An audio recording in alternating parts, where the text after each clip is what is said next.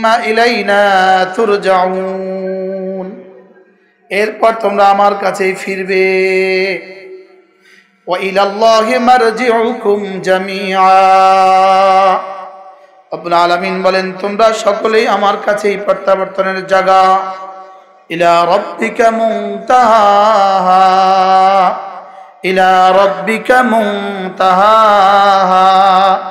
যেখানেই উড়ো যেখানেই যাও তোমার শেষ ঠিকানা তোমার রব আল্লাহ। উঠতে উঠতে যেখানেই যাও শেষ ঠিকানা রব। শেষ ঠিকানা কি? পৃথিবীর কত বড় বড় অহংকারী মিশে গেছে জমিনে, পৃথিবীর কত বড় বড় সন্ত্রাসী মুছে গেছে জমিনে, গেছে না গেছে না বলেন? পৃথিবীর কত বড় বড় মালওয়ালা মুছে গেছে জমিনে, পৃথিবীর কত বড় বড় হুকুমরা মুছে গেছে জমিনে। জমিনের উপরে ক্ষমতাধর বেশি না জমিনের নিচে ক্ষমতাধর বেশি? নিচে নিচে নিচে ক্ষমতাধর বেশি না উপরে ক্ষমতাধর বেশি? ক্ষমতাধর আজকের জমিনে যদি 600 হয় তো ভিতরে আছে কয় হাজার? সুবহানাল্লাহ বলবেন। আজকের উপরে যদি সন্ত্রাসী 6 লাখ হয় তো ভিতরে আছে কয় লাখ সন্ত্রাসী? কি তাহলে উপরে বেশি না নিচে বেশি? জোরে বলেন, উপরে বেশি না নিচে বেশি? তাহলে ইলাল্লাহি মারজিউকুম জামিআ, আমার আপনার সকলের ঠিকানা লা ইলাহা ইল্লাল্লাহ, লা ইলাহা ইল্লাল্লাহ, লা ইলাহা ইল্লাল্লাহ, লা ইলাহা ইল্লাল্লাহ। আল্লাহই আমার ঠিকানা। বলেন আল্লাহই আমার ঠিকানা। আমার ঠিকানা কি? আল্লাহই আমার ঠিকানা। যে ঠিকানা চিনে না সে ঠিকানা বিহীন। যে ঠিকানা চিনে না তাকে মানুষ কি বলে? পাগল। তাকে কি বলে? ঠিকানা বিহীন মানুষকে কি বলে? যে ঠিকানা চিনে না। বলেন যে কি চিনে না? বলেন যে ঠিকানা চিনে না। তাহলে আমাদের ঠিকানা কি? আল্লাহ। আমাদের ঠিকানা কি? আবার বলেন আমাদের ঠিকানা কি? আল্লাহ আল্লাহ আল্লাহ। এবার ইয়াসআলুনাকা আনির রূহ, ওরা আপনাকে রূহ সম্পর্কে জিজ্ঞেস করবে। কুলির রূহু মিন আমরি রাব্বি, আপনি বলে দেন তোমার ভিতরকার রূহ এটা আরশে আজিম থেকে আসা। আমার শরীর আর আমার রূহ দুটোর সমন্বয় আমি, শরীর আর রূহ দুটোর সমন্বয় আমি মানুষ। এই জন্য আমার শরীর পৌঁছে যাবে মাটিতে, আমার রূহ পৌঁছে যাবে আরশে আজিমে। সুবহানাল্লাহ বলে না? এই জন্য মাটি থেকে আসা শরীরের জন্য মাটির খাবারের প্রয়োজন, আসমান থেকে আসা রূহের জন্য আসমান থেকে আসা খাবারের প্রয়োজন। এই জন্য রূহ আল্লাহ তাআলার আমর। রূহ কি? এই জন্য ওয়াকাযালিকা আওহাইনা ইলাইকা মির রূহিনা মা কুনতা তাদরি মাল কিতাব ওয়ালাল ঈমান। রব্বুল আলামিন বলেন, হাবিব আপনি আপনার মায়ের পেটে থাকাকালীন 4 মাস বয়সে মায়ের পেটে আমি রূহ ফুঁকে দিয়েছি, আর আপনার 40 বছর বয়সে আপনার রূহের মধ্যে কোরআন নামক রূহ ফুঁকে দিয়েছি। কোরআন নামক রূহ ফুঁকে দিয়েছি। ওয়াকাযালিকা আওহাইনা ইলাইকা রূহাম মিন আমরিনা, রূহ ছিল মায়ের পেটে, রূহ আসছে মায়ের পেটে। 40 বছর বয়সে কি আসছে? কোরআন। কি আসছে? তাহলে বোঝা যায় একটা হলো শরীর, একটা হলো রূহ, একটা হলো শরীরের খাবার, আর একটা হলো রূহের খাবার। তাহলে শরীরের খাবার হলো ভাত মাছ ইত্যাদি, ভাত মাছ গোশত শরীরের খাবার। রূহের খাবার কোরআন। রূহের খাবার কি বলেন? শরীরের খাবার কি?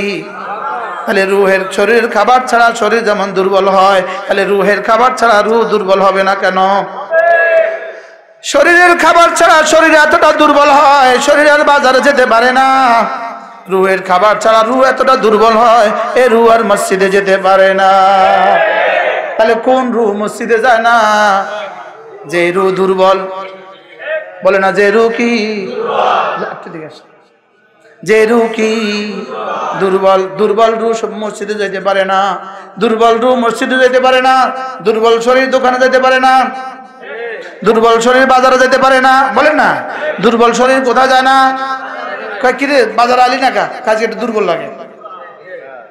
কয়নি কয়নি বাজারে আসলেন না কেন? জি স্যার আজকে অফিসে আসলেন না কেন? শরীরটা একটু দুর্বল লাগে। বুঝে না কথা। শরীর দুর্বল লাগলে কোথাও যেতে পারে না, বাজারে যেতে পারে না, অফিসে যেতে পারে না। রূহ দুর্বল হলে মসজিদে যায় না।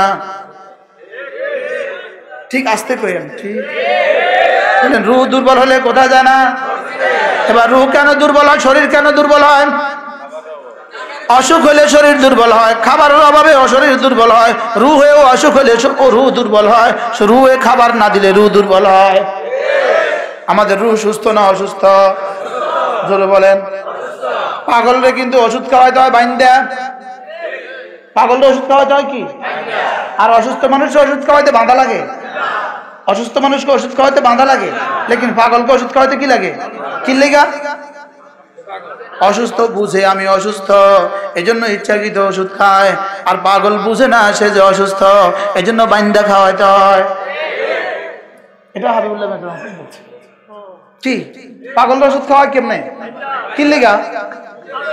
সে বুঝে না, এজন্য তারা কি করতে হয়? তাহলে আমরা অসুস্থ না সুস্থ? এই অসুস্থ আবার দুই প্রকার। এক প্রকার অসুস্থ কিছুটা বুঝে, আরেক প্রকার অসুস্থ মোটেও বুঝে না। যে প্রকার অসুস্থ বুঝে, এই প্রকার অসুস্থরা মাশাআল্লাহ মাহফিলে আসে।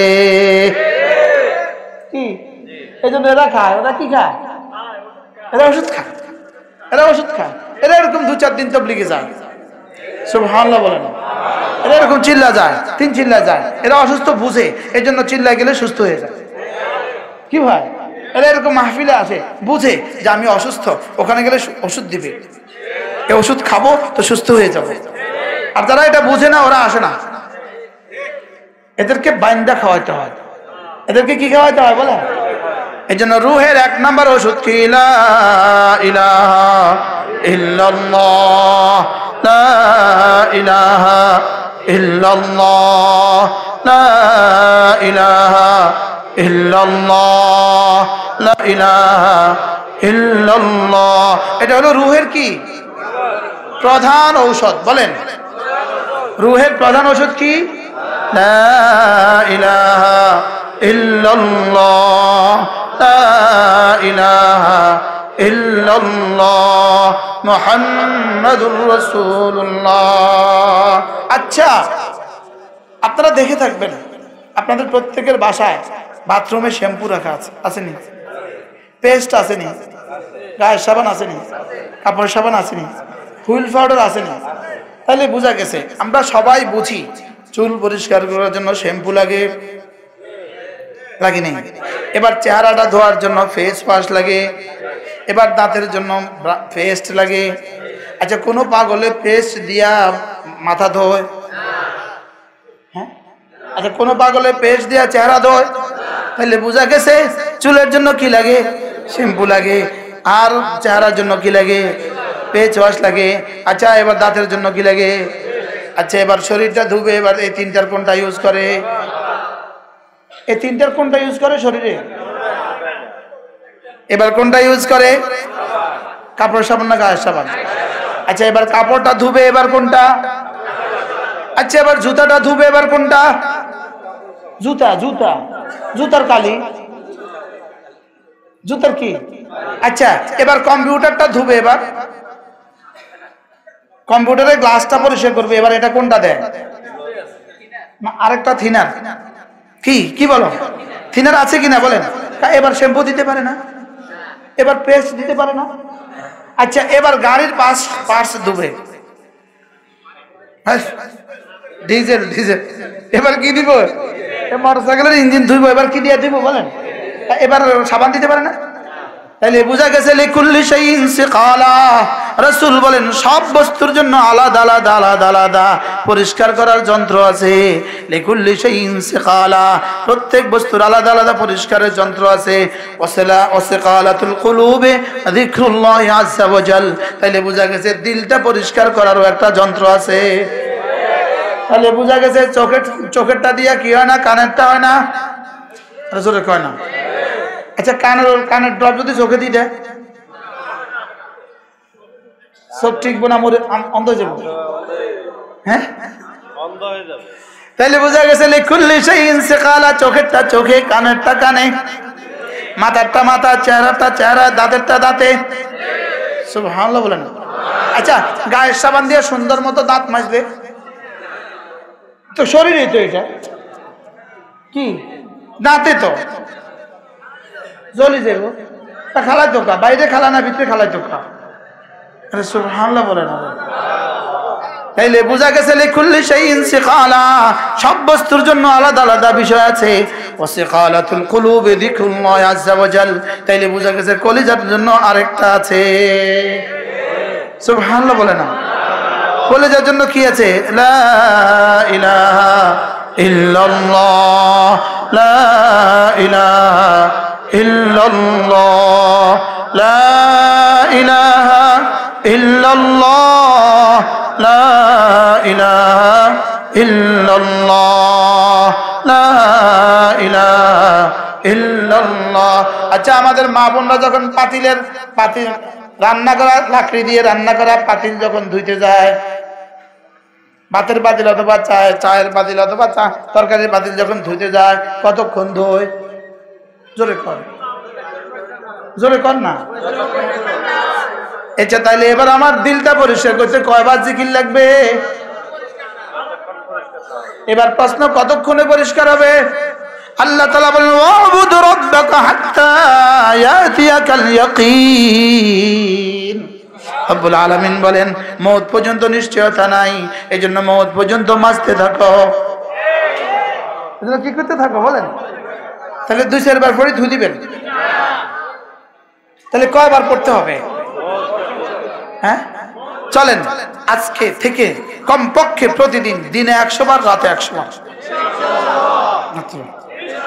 ইনশাআল্লাহ। বুঝে শুনে হাত তুলেন, আন্দাজে হাত তুলেন না, বলেন বুঝে শুনে। ইনশাআল্লাহ আজ থেকে প্রতিদিন প্রতি রাতে 200 বার কালেমায়ে তয়্যিবা পড়বো ইনশাআল্লাহ। আল্লাহ, আমি আপনার বন্ধুদের জবান পর্যন্ত দিয়েছি, কান পর্যন্ত দিয়েছি, আপনি দিল পর্যন্ত দিয়ে দেন। আমার কাম হুজুর এখানে কেন?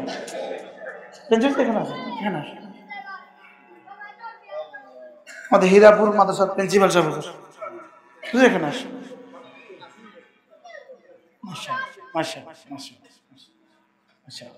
তাহলে আমরা কি করব বলেন? কতবার পড়বো? 200 বার। মজা করে পড়বো, ধ্যানের সাথে পড়বো। জিকির করতে 3 অঙ্গ লাগে। কয় অঙ্গ? জবান, কান, দিল। চতুর্থ কোনো অঙ্গ লাগে না। সুবহানাল্লাহ। নাচা লাগে না, বলেন নাচা লাগে না, ঘাড় লড়ানো লাগে না। জিকির করতে কয় অঙ্গ? জোরসে বলো। জবান, কান, দিল।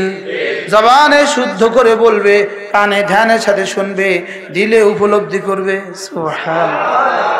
জবানে কি করবে? লা ইলাহা ইল্লাল্লাহ, লা ইলাহা ইল্লাল্লাহ, লা ইলাহা ইল্লাল্লাহ, লা ইলাহা ইল্লাল্লাহ, লা ইলাহা ইল্লাল্লাহ, মুহাম্মাদুর রাসূলুল্লাহ। জবানে শুদ্ধ করে বলবে। জবানে কি করবে? আগে কেমনে পড়তেন?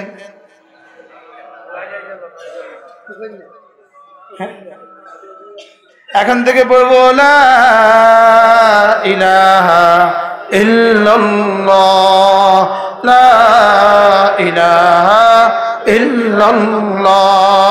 পড়বো তো? ধ্যানের সাথে পড়বো। আমার কানে যেন শুনে, এতটা আওয়াজ দিব যেন আমার কানে শুনে। সুবহানাল্লাহ। আপনি যদি বলেন হুজুর জোরে আওয়াজ না দিলে তো হয় না, আমি বলি কত জোরে আওয়াজ দিলে আসমানে উঠবে? ওই আওয়াজ তো আমি পারবো না। আচ্ছা, কত জোরে আওয়াজ দিলে আসমান পর্যন্ত যাবে? হ্যাঁ, কত জোরে আওয়াজ দিলে 500 মিটার উপরে উঠবে? হ্যাঁ, তাইলে বোঝা গেছে আমার জীবনের সব শক্তি দিয়ে জোর করলেও তো আসমানে উঠবে না। অতএব আমার রব আমাকে এত কষ্ট দিবেন না। আমার রব বলেন তোমার জিহ্বা নড়লেই আমি শুনি। কি? তোমার জিহ্বা নড়লেই আমি শুনি। জিকিরের জন্য রব্বে কারীম ঘাড় নাড়ানোকে শর্ত করেন নাই, কোমর নাড়ানোকে শর্ত করেন নাই, নাচানাচিকে শর্ত করেন নাই, ওযুকেও শর্ত করেন নাই, গোসলকেও শর্ত করেন নাই, বসাকেও শর্ত করেন নাই, দাঁড়ানোকেও শর্ত করেন নাই, শোয়াকেও শর্ত করেন নাই। সুবহানাল্লাহ বলবেন না? যেটা যত দামি হয় এটা তত সহজ হয়, যেটা যত দামি হয় এটা তত সহজ হয়। অক্সিজেন সবচেয়ে দামি, এই জন্য এটা এত সহজ। পানি এর চেয়ে একটুখানি, অক্সিজেনের পরে পানি, এই জন্য অক্সিজেন থেকে একটু কঠিন। সুবহানাল্লাহ। বাস্তব না বাস্তব? আগুন এর চেয়ে কম দরকারি, এই জন্য আরেকটু কঠিন। মাটি এর চেয়ে কম দরকারি, এই জন্য আরেকটু কঠিন। কি? সুবহানাল্লাহ পেতেন না? মানব দেহের জন্য সবচেয়ে বেশি জরুরি কোনটা? কত টাকা দিয়েছেন এই পর্যন্ত অক্সিজেনের লেগা? 1 টাকাও না। এটা সবচেয়ে বেশি জরুরি, এই জন্য এটা ফ্রি। কি? এরপরে পানি কত টাকা দিয়ে কিনছেন জীবনভর? কি? সুবহানাল্লাহ বলবেন না? এজন্য মানব দেহের জন্য যেমন অক্সিজেন সবচেয়ে বেশি জরুরি, মানব রূহের জন্য কালিমায়ে তয়্যিবা সবচেয়ে বেশি জরুরি। লা ইলাহা ইল্লাল্লাহ।